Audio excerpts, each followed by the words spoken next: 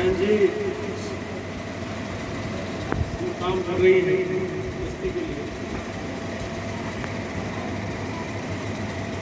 तो सबको प्रेरणा देना चाहता है।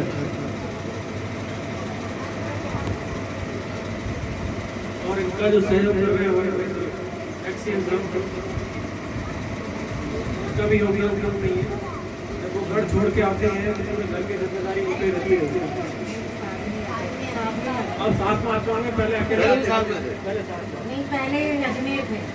अजमेर पोस्टिंग थी, फिर यहाँ आ गए तो की पीछा ऐसे सब हमारे मोहन जी भाई साहब कई दिन से कह रहे थे कि एक्शन साहब और अपनी धर्म पत्नी एक प्रकल्प चलाती थी, बच्चों का बहुत जुड़ाव रखती है, मस्ती में बहुत अच्छा कर रही है। उन्होंने जैसे ही कहा कि वैसे आपको चलना है, तो पहले कल की बात की हमारे पास, तो मैं कल के लिए भी तैयार था शाम को कि करें कल आज तो नहीं हो पाएगा, वैसा भी कल होगा, मैं कल भी तैयार।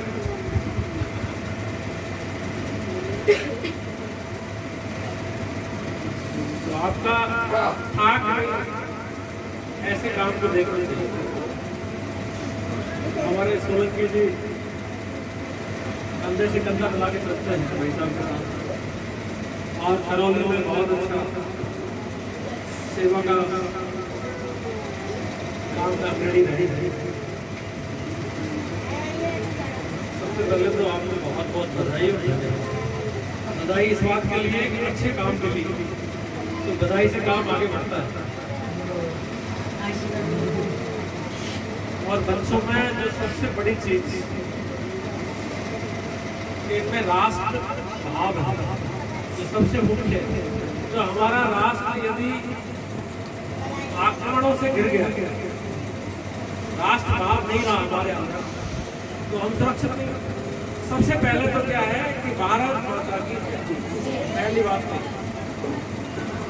फिर दूसरी हम भारत में सुरक्षित हैं, फिर हम भारत से प्रेम करेंगे, फिर हम चाहेंगे कि अपने भारत से प्रेम करके हमारा भारत सिरमौर को विश्व, और वो सिरमौर कैसे बनेगा जब अपनी मातृभूमि को प्यार करेंगे। तो हम क्या बोलते हैं? दूसरी बात वंदे मातरम, दूसरा हमारा वंदे मातरम। अब तीसरा हमारे माता को भी हमने वंदे कर लिए। अब हमें एक अच्छा इंसान बनना, सबसे पहले चीज क्या है? तीसरी चीज अच्छा इंसान बनना। और इंसान कैसे बनेंगे? जब हम धार्मिक हों। क्यों? हर चीज को कोई गलत काम करने से कोई हमें कैसे रोकता है? ऐसा मत करो, नहीं तो भगवान जी नाराज हो जाएंगे। हमें डर किससे लगता है? भगवान। तो हमें क्या रहना है? तीसरा धार्मिक रहना है। तीन चीजें हो गई। अब हमें, क्योंकि हमारी संस्कृति बहुत पुराने टाइम से अभी चर्चा कर रहे थे, वाल्मीकि जी से लेके और बहुत ऋषि मुनियों की हमारी हिस्ट्री रही है, तो हमारी संस्कृति बहुत ही धनवान है। जैसे कहते हैं ना, ये बहुत धनी है। हमारी सांस्कृतिक रूप से हम बड़े धनी हैं, सब जिसमें हम सब शामिल हैं। कोई एक नहीं है धनी, हम सब धनी हैं। क्यों धनी है? क्योंकि हम इस भारत देश के नाम पर, जहाँ की संस्कृति ऋषि मुनियों की संस्कृति है, जो राम की संस्कृति है, जो श्री कृष्ण की संस्कृति है, ऐसे महापुरुषों की संस्कृति है कि जिन्होंने उदाहरण पेश किए। श्री राम ने मर्यादा उदाहरण प्रस्तुत किया, श्री कृष्ण ने प्रेम का उदाहरण प्रस्तुत किया, वाल्मीकि जी ने ज्ञान का उदाहरण प्रस्तुत किया, हमारे ऋषियों ने तपस्या से इस संस्कृति को बहुत धनवान बनाया। चौथी चीज क्या है? हमारी संस्कृति। और सांस्कृतिक जो चीज है वो हमारे अंदर आनी चाहिए। और सांस्कृतिक चीज कैसे आएगी? जब हम एक दूसरे की मदद करें। जो मदद है वो हमारी भारतीय संस्कृति का एक अभिन्न हिस्सा है। मदद किसकी की जाती है? जो कमजोर है।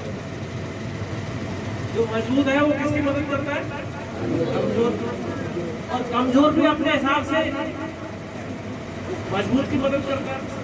तो एक म्यूचुअल आपसी एक रिश्ता होता है, ये हमारी संस्कृति की पहचान है। तो हम एक दूसरे की मदद करते हैं। अब ये जो आपकी माँ है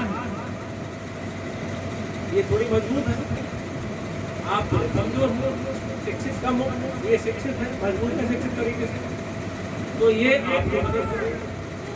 ऐसे ही हमारी संस्कृति में, हमारे समाज में मजबूत कमजोर की मदद करता है। आप जैसे नीची ऊंची कुछ नहीं, जैसे भाई साहब ने बताया, क्या नीचा ऊंचा क्या है? कर्म, ज्ञान।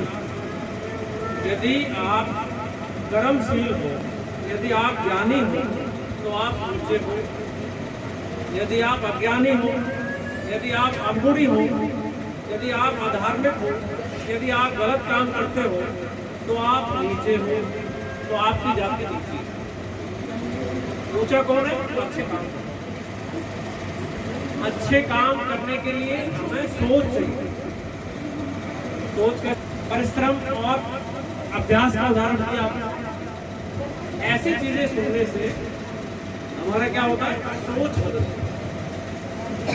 हम अपने आप को कमजोर नहीं करते। पहली सोच क्या अपने अंदर रखें?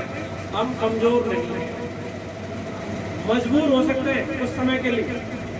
हमारी मजबूरी क्या है? ठीक है, हमें आर्थिक रूप से हम कमजोर हो सकते हैं, हमारे पास मकान नहीं है तो हम कमजोर हो सकते हैं, या हमारे पास कोई रोजगार नहीं है तो हम कमजोर हो सकते हैं। लेकिन सोच को मजबूत रखिए। यदि आपकी सोच मजबूत रहेगी तो ये सारी चीजें अपने आप आ जाएंगी। आर्थिक रूप से भी धन आ जाएगा, मकान भी आ जाएगा और सब चीज। यदि कमजोर पड़ जाओगे तो कुछ नहीं। आजकल मजबूरी किससे आती है? पढ़ने से। धन किससे? मजबूती किसको मानते हो? पैसा। पैसे से ही मकान बनता है, पैसे से ही कपड़े खरीदे जाते हैं, पैसे से ही आप घूम सकते हो, पैसे से ही आजकल पढ़ सकते हो। शिक्षा भी जो अच्छी शिक्षा है, जो हालांकि सब जगह अच्छी शिक्षा है सरकारी में, लेकिन फिर भी मानते हैं कि प्राइवेट में बहुत अच्छी शिक्षा है। सब काम किससे होता है? कमाने से आता है। अब हम ये कहें साहब कि हम बिना काम के पैसा हमारे पास है, सबसे पहले हमें क्या बनना है? मेहनती बनना। सबसे पहला काम मेहनती बनना। अब शिक्षा एक ऐसा माध्यम है कि इससे आपको मकान भी मिलेगा, इससे आपको पैसा भी मिलेगा, इससे आपको जीवन स्तर ऊंचा भी मिलेगा। आपको कई उदाहरण है कि जो जीरो से चलकर, शून्य से चलकर और शिखर तक पहुंचते। कई हमारे महान प्रशासक, कई हमारे महान नेता जो शून्य से चले थे और कहाँ तक पहुंचे? शिखर तक। इसके लिए क्या जरूरत है? धैर्य की जरूरत है। अब क्या हुआ कि भारत जैसे ही आजाद हुआ उसके बाद हमारा जो राज्य है, भारत देश, भारत की जो व्यवस्था है पहले कैसी थी? गुलामी। गुलामी में क्या था? जबरदस्ती थी। जबरदस्ती सारा काम होता था कि आपको ये करना पड़ेगा, आपको पैसा नहीं मिलेगा, आपको सिर्फ खाना मिलेगा, आपको ये करना पड़ेगा। ये सारी व्यवस्था अब खत्म हो चुकी है। भारत आजाद देश है और इसमें सबको अवसर है पढ़ने की।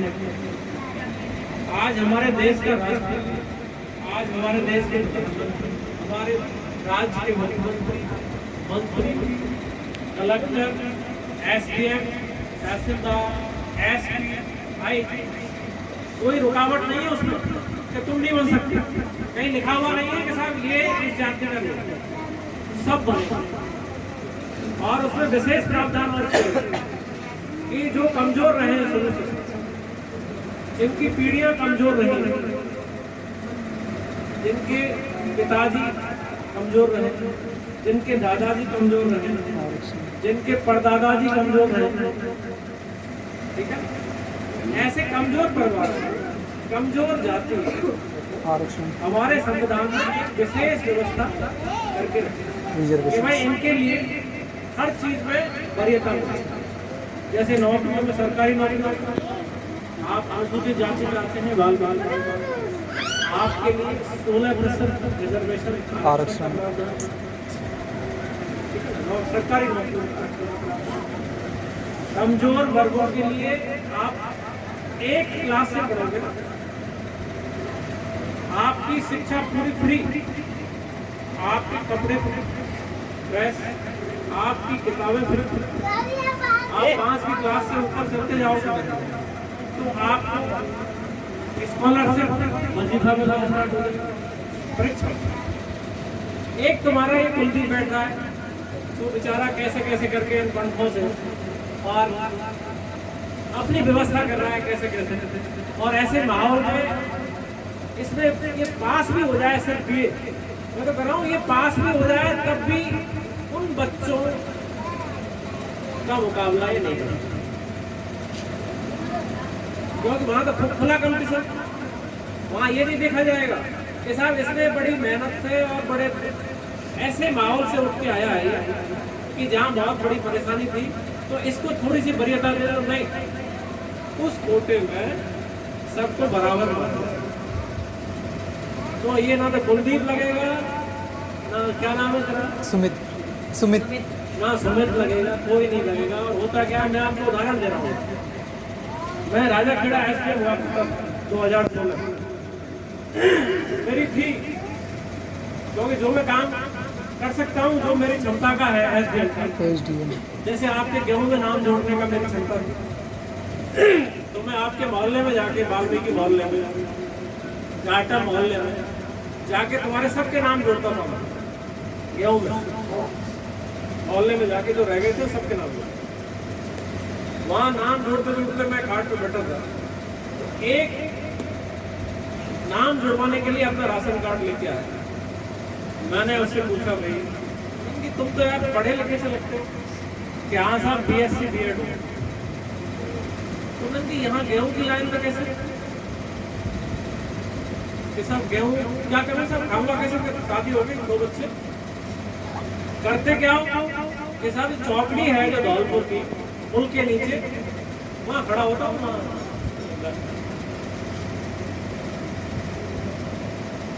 चौकड़ी पे कौन खड़ा होता है, उसके साथ जो कक्षा 1 में पढ़ा नहीं, जो कक्षा 5 से भी बैठ गया, अगर जो कक्षा 8 से ड्रॉप आउट हो गया, स्कूल छोड़ के बैठ गया, जो कक्षा 12 में फेल होके बैठ गया, जो 10 में फेल होके बैठ गया, जो ग्रेजुएशन में फेल होके बैठ गया, वो चौकड़ी में उसके साथ खड़ा होता। अब वो जो बच्चे हैं काम के, जो चौकड़ी में उसके साथ जाते हैं, जिन्होंने 1 से 2 से या 5 से 8 से 10 से पढ़ाई छोड़ दी, उनकी अब तो तेरा मजाक उड़ाते हैं कि भाई इसने पढ़ के क्या कर लिया, ये BSc B.Ed हो गया, इसने पढ़ के क्या कर लिया। इससे तो हतोत्साहित होंगे बच्चे कि भाई इसका ही कुछ नहीं हुआ, इतना पढ़ा लिखा है, तो हम क्या करेंगे, इससे बढ़िया तो हम अपना काम कर लेते हैं, कम से कम काम में तो रहेंगे। ये भावना है हमारे बच्चों में पैदा हो रही है, और इसका कारण सिर्फ ये है, परिस्थितियां एकदम अलग है। जैसे कहीं किसी नदी, कोई